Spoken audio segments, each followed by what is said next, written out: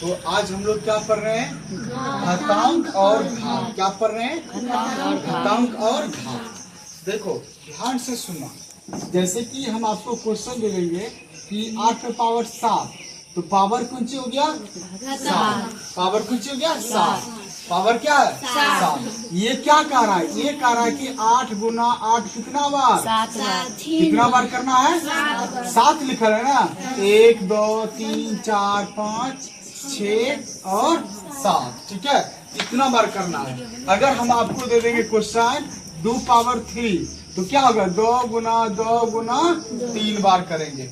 जितना पावर है उतना बार आपको लिखना है।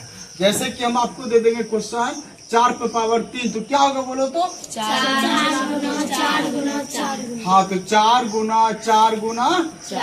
तो ये आपको इसका मान निकालना। क्या निकालना है? मान। देखिए 2 दुना 4 दुना 8, 4 चौका 16 चौका 16 चौका 64 ना हो गया। अब सुनो ध्यान से। अब देखो ध्यान से देखो। अगर आपके पास, ध्यान से सुनिएगा अच्छा से, देखो अगर यहाँ चौथा नंबर अगर आप सबका रहेगा पावर -1, क्या रहेगा? पावर -1। तो माइनस जैसे हटेगा तो बटे में आएगा। किस में आएगा? बटे में। जैसे माइनस हटेगा किस में आएगा? बटे में आएगा।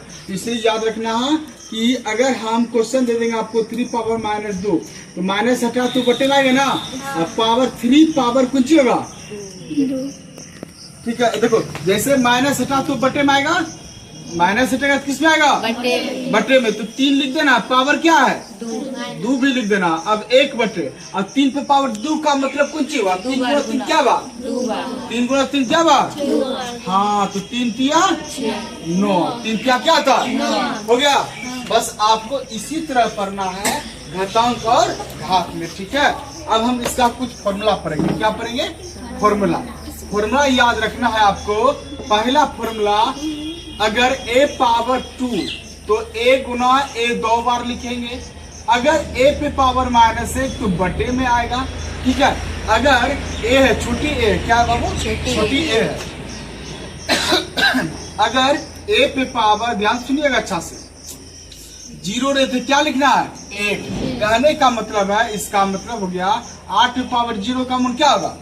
दुनिया का कोई भी संख्या आ जाए, दुनिया का कोई भी संख्या आ जाए, अगर पावर 0 रहेगा तो क्या लिखना है? अगर दे देंगे हम आपको कि 125 पे पावर 0, तो क्या लिखना है? कुछ भी आ जाए, बटे में भी आ जाए। अगर बटे में आ जाए 4/5, इसमें भी पावर 0 रहे तो क्या लिखना है? 1 लिखना है। ये सिखाता यही। ठीक है, चौथा बात आपको ध्यान में रखना है कि a पे पावर m गुना b पावर n, तो a पावर, ध्यान से सुनिएगा अच्छा से, ये समान होगा। आधार समान तो पावर जुटेगा, आधार समान तो पावर जुटेगा। बीच में क्या होना चाहिए? गुना। तो एगो a लिख देंगे, ऊपर पे क्या लिखेंगे? तो m प्लस n। अब 5वां बात सुनो, तो a पावर m भागा a पावर n बराबर a पावर भाग है ना, तो पावर क्या होगा? घटेगा। क्या होगा? घटेगा। अगर भाग रहेगा तो पावर घटेगा, गुना रहेगा जुटेगा। ठीक है, अगर सुनो अच्छा से, ध्यान से सुनिएगा, अगर रहेगा a पे पावर n, इस पे भी पावर n रहेगा, तो a power m into n होगा। जैसे हम आपको बताते हैं कि अगर 2 पे पावर 3 और पावर 2 रहेगा, क्या रहेगा बाबू? सुनो ध्यान से सुनना अच्छा से। ये देखो पावर पे पावर है ना, पहले एगो 2 लिख देंगे, ये वाला निचला, ये 2 है ना, लिख दें, ऊपर पे गुना करेंगे, 3 दूना 6 हो गया आंसर। ठीक है, तो आपको इस तरह बनाना है। ठीक है, पहले आप लोग इतना उतारिए, फिर इसके आगे हम लोग पढ़ेंगे। ठीक है।